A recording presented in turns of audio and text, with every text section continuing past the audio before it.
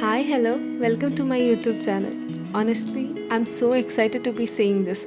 This is my very first YouTube video, and I thought, what better way to start than with something sparkly, peaceful, and fun? So, today I'm sharing something that made me feel so calm, happy, and creative. This is diamond painting. Before we get into the satisfying part, let me introduce myself a little. I'm Abhisha, I'm from Kerala. I am someone who has always loved content creation. But for now, I'm not that confident to come in front of camera. But maybe in the next video, who knows? I thought this little art project could be the perfect way to start. I got this kit from Meesho for around just 150 rupees. It's budget friendly, super easy, and honestly perfect for all ages. This is my second time trying diamond painting, and I think I have already fallen in love with it. If you haven't heard of it, diamond painting is basically sticking teeny tiny shiny stones onto a design. It's simple, almost meditative. The paper comes with symbols and you match them with the correct colored stones. Slowly, the image comes alive. While doing this, it reminded me of those childhood days crafting, coloring, no stress, just vibes. Then, somewhere along the way, adulthood happened.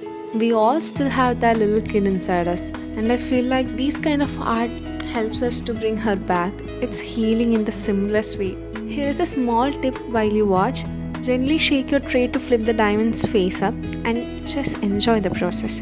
Don't rush, don't try to be perfect, just enjoy the moment. And don't forget to drink water, it's a must. And yeah, it's all done. This windmill might just end up on my wall as a reminder of this journey I started, not just as an art piece, but as a beginning. So, thank you so much for being part of this beautiful moment with me. I truly believe that the child inside us never really goes away, and doing this kind of art, it's like talking to that inner child, comforting her, letting her play again. It's healing in ways I didn't expect. This little project reminded me to slow down, enjoy the process, and find joy in the smallest things.